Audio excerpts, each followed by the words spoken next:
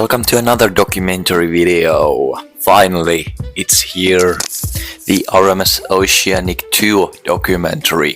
What you have been probably waiting for some time, probably 2 months, and I'm sorry for that. I have been delaying that for a long time.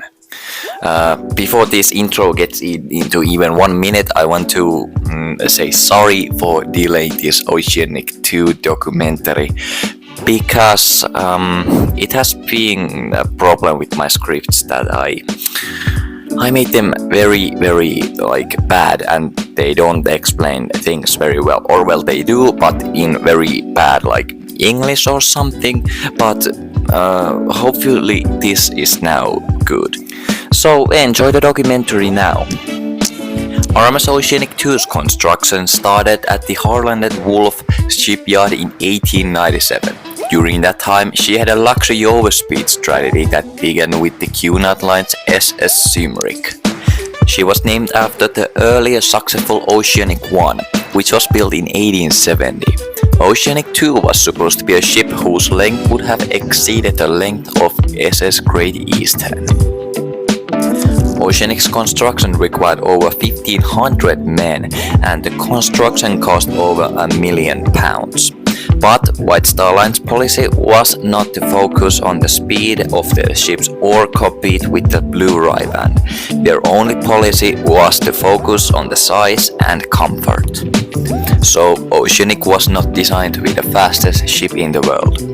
Her speed was 21 knots and her machinery was 2 4-cylinder expansion engines, and they were at that time the largest expansion engines in the world, and they were able to produce 28,000 horsepower. She was launched in January 14, 1899. During her launch, more than 50,000 people watched when the massive Oceanic was launched, and she would be the last British ship to be launched in the 1800s. After her sea trials, she left Belfast for Liverpool, and when she arrived, she was opened to a large audience and to the point where she would be received with great fanfare. And about a week later, Oceanic left for her maiden voyage on September 6, 1899, from Liverpool to New York with the command of Captain John J. Cameron. Thomas Ismay would have liked to come on board, but he was not feeling well at this point, and he had to cancel his trip. Oceanic completed her maiden voyage in 6 days, 2 hours and 37 minutes at 19 knots and arrived safely to New York, where she was welcomed with a large audience. But one problem occurred soon. Oceanic's tendency experienced excessive vibration if she was steaming at full speed and because she had a narrow structure. It was found out that to avoid this problem, the speed of 19.5 knots was more necessary than her full 21-knot speed.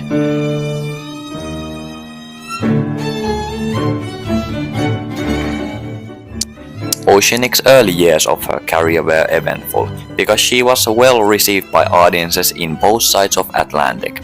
Between 1900 and 1906, she beat White Star Line's rival and Cunard Line's Campania and Lucania, as well as her own runners in the westbound crossings.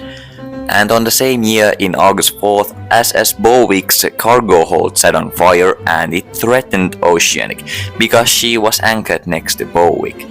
But fortunately, the fire was gotten under control before it was even able to spread to Oceanic, so she survived without a damage. On October 9, on the same year again, Oceanic ran aground off in Ireland 3 Castles Head, but she was able to turn back and return to safe waters. But Oceanic's problems doesn't end here, because just 5 days later her anchor chain broke off while the anchor was being lowered. Unfortunately, 1 person died and the other one was injured badly. On August 8, 1901, in the Irish Channel, Oceanic was en route in middle of fog until the Waterford Steamship Company's coastal steamer Kincora suddenly collided with Oceanic, and Kincora sank, taking 7 of 20 crew members with her. Oceanic only suffered with a dent in her bow and a little bit of missing paint. The crew of Oceanic received thanks from her passengers for rescuing the survivors of King Cora. On October 11, 1905, Oceanic returned to Liverpool when suddenly her 33 firemen were arrested because they disobeyed orders and refused to work at all during the voyage due to pay dispute.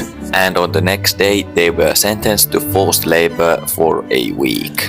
Oceanic was en route from Southampton to New York on November 25, 1906 in middle of heavy weather in the North Atlantic, when suddenly her captain was knocked unconscious after a huge wave swept over the bridge and broke Oceanic's chart room window and injured her chief due to the flying glass. After her doctor treated Captain Cameron, he returned to the bridge and remained there for the next 24 hours. Cameron had been the captain of Oceanic since her maiden voyage and remained as Oceanic's captain until April 1907, when he became the master of White Star Line in Southampton. White Star Line planned express service and its establishment in Southampton. RMS subsidiary and American Line have had heavy losses in that port because it was too close to London. In the end, it was decided that Oceanic, Majestic and the newly completed Adriatic would stop using this port, and they used the French port of Cherbourg 2 times and made the line's traditional terminal in Queenstown before heading to New York. On June 3, 1907, Oceanic caught fire and it cost from $5,000 to $10,000 worth of damage in hold 6, which was used as a control room.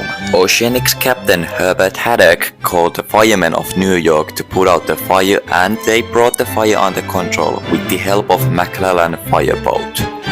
In March 1911, Oceanic was again sailing in middle of rough weather when she almost nearly collided with large pieces of debris.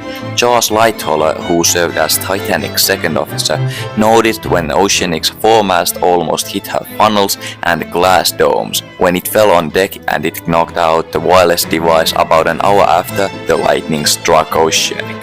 Although Oceanic had too little of light, it did not delay her journey and none of the passengers were injured. On February 29th in the leap year of 1912, Oceanic was en route from New York to Southampton when Oceanic lost her propeller blade, which meant for Oceanic that her journey was delayed by 1 day. And when Oceanic left from New York to Southampton, Captain Haddock commanded her for the final time before taking command of Olympic. He was sent to Belfast oversee Titanic until Captain Edward John Smith took the matters in his own hands after he finished his final voyage on Olympic. About a month after Titanic sank on May 13, 1912, Oceanic's crew discovered a collapsible lifeboat A, which belonged to the Titanic, and it contained the bodies of 3 of Titanic's passengers. The bodies were buried in the sea and the boat was in question raised on Oceanic's deck. The collapsible lifeboat was the last lifeboat which was lowered from the starboard side of Titanic. The boat saved 13 lives, 12 men and 1 woman. They had climbed into the boat from the icy water after the boat had floated a short distance from Titanic. Lifeboat number 14 rescued the survivors from the lifeboat A, which resulted that the 3 bodies were left on the boat and left there. On February 6, 1914, Oceanic was on her journey to New York when she was struck by a large wave, which resulted that her passengers on Oceanic's deck chairs got swept towards the stern of Oceanic in 4 feet of water. The wave broke 3 of Oceanic's windows of her deckhouse and also cabin window, and it caused minor damage on the ship. Fortunately, nobody was injured, but even so, Oceanic arrived to New York 50 hours late. Her decks and rigging were covered in snow and ice, and her bridge was covered with 30 centimeters of snow because she encountered storms and snow on her voyage.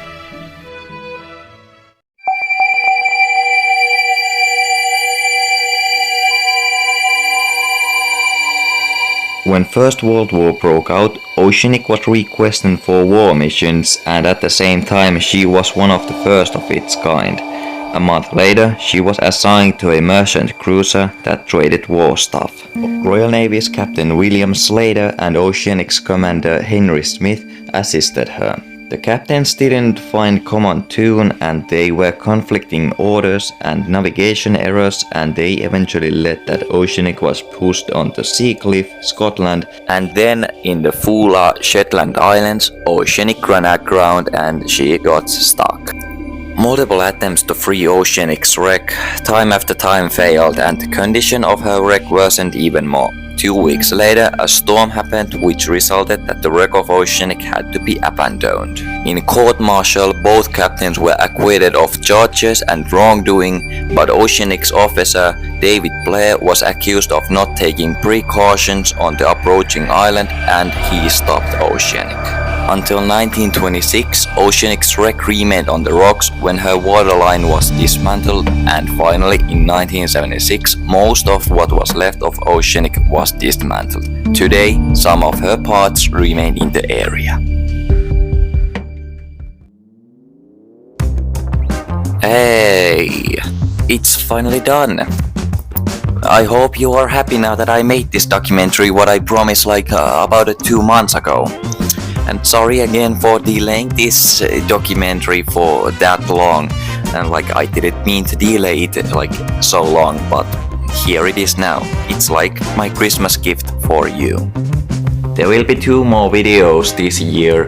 The second video will come on to December 26, and then probably the third one will come in December 29th. I don't know yet, but we'll see in those videos, and yeah. But I wish you all Merry Christmas and all the good. If you like the video, leave a like, and if you're interested on these documentaries, subscribe my channel, but remember, nobody forces you to do that. We'll see you in the next video. Bye bye.